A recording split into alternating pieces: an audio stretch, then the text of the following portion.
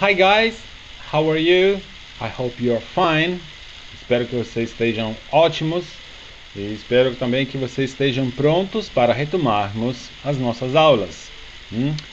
Então, o próximo assunto é sobre essas duas expressões, there was e there were, que significam havia ou existia, no caso singular e no caso plural, ok? Então vamos começar analisando o meme que eu coloquei logo na primeira página. E tem esse nosso amiguinho que fala assim, né? There were burglars, I saved your chips. O que significa? Haviam ladrões, eu salvei a sua batatinha frita, né? A sua pipoca. Grande ajuda, né? Muito importante. Ok, vamos dar uma olhada só nesse verbo, né, que a gente já estudou durante a primeira unidade, o verbo to be no tempo passado. Vamos rever rapidamente a tabelinha, né? So, I was, you were. Depois temos a terceira pessoa singular, he, she, it, sempre was. E depois o plural, we, you, they, sempre were, né? Esse é o verbo que a gente usa nessa expressão, there was ou there were. Muito bem, então vamos entrar em detalhe e vamos ver então essa expressão.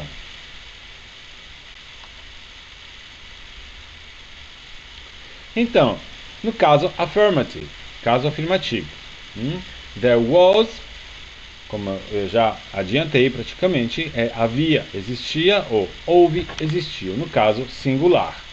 Eu coloquei dois exemplos. There was a dog in that garden, né? Por exemplo, havia um cachorro naquele jardim. Ou there was only one waiter in the restaurant, né? Havia só um garçom no restaurante. Então, como vocês podem ver, nos dois casos que eu coloquei aqui, né? A dog, one waiter. Então, eu estou usando, né? Eu estou no caso singular, ok? A expressão there were é praticamente a mesma coisa, como vocês podem ver, mas só que no caso plural. Então essas duas frases, no caso plural, seriam dessa forma. There were two dogs in that garden. Ou seja, havia dois cachorros naquele jardim. Ou there were three waiters in the restaurant. Havia três garçons no restaurante. Ok? Então a gente viu o caso affirmative, né? Caso afirmativo. Muito bem, vamos agora em seguida ver o caso interrogativo e o caso negativo. Então vamos ver o caso interrogativo. É muito fácil porque nós estamos usando o verbo to be, que nós estudamos na primeira unidade. E como a gente já viu na primeira unidade, no caso interrogativo é só colocar o verbo na frente. Então, a forma interrogativa fica was there, no caso singular, e were there, no caso plural. Então, as nossas frases, as frases que a gente já viu na página anterior, seriam dessa forma. Was there a dog in that garden? Ou seja, havia um cachorro naquele jardim? É uma pergunta, caso interrogative. Ou was there only one waiter in the restaurant? Havia só um garçom no restaurante, no caso plural, sempre usando o mesmo mecanismo, né? O verbo passa na frente, né? Ficaria assim: were there two dogs in that garden? Ou seja, havia dois cachorros naquele jardim. E na outra frase, were there three waiters in the restaurant? Havia três garçons no restaurante, caso interrogative. Muito bem. Vamos ver agora no nosso caso, o nosso caso negative, após o caso interrogative. Um momentinho. So, there was not. Fácil, porque usando o verbo to be, a forma negativa é criada simplesmente colocando not depois do verbo. Was not, were not. Aqui o verbo to be, como sempre, não precisa de auxiliar. Então, só colocar a negação not logo após o verbo. Ok?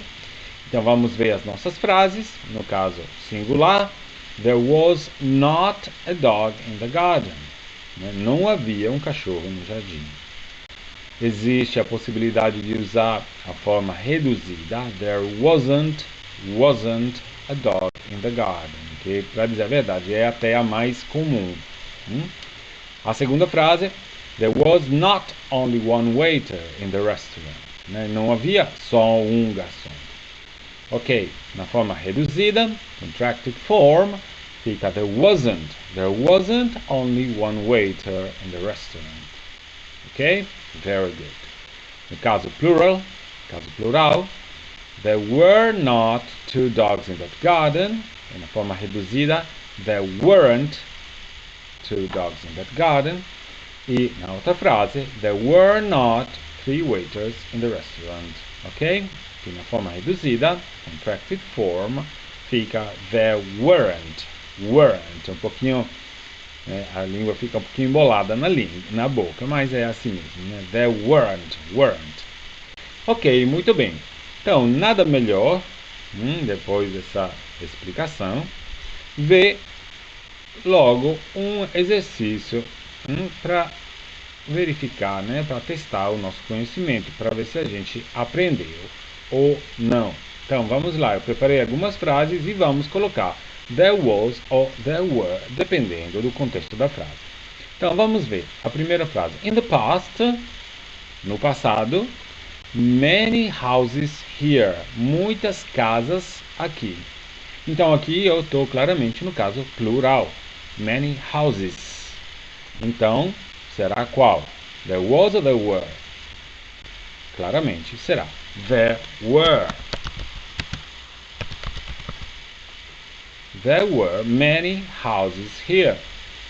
Segundo caso, é uma frase interrogativa, é uma pergunta.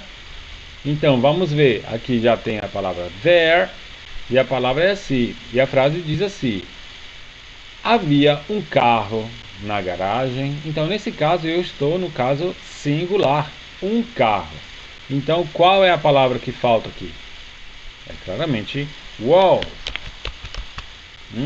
Was there a car in the garage? Ok? Havia um carro na garagem. Vamos para a próxima. Yesterday, ontem. No stamps in the post office. Significa o seguinte: ontem não havia selos no correio. Então aqui stamps é plural.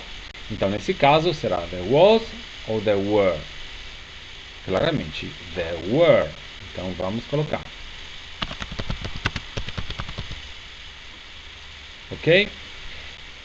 Número 4. Aqui também é uma frase interrogativa e pergunta o seguinte: havia neve nas montanhas? Neve é singular. Então, o que está faltando aqui? É um caso interrogativo. Então, was there snow in the mountains? Ok? Muito bem. Vamos para a próxima.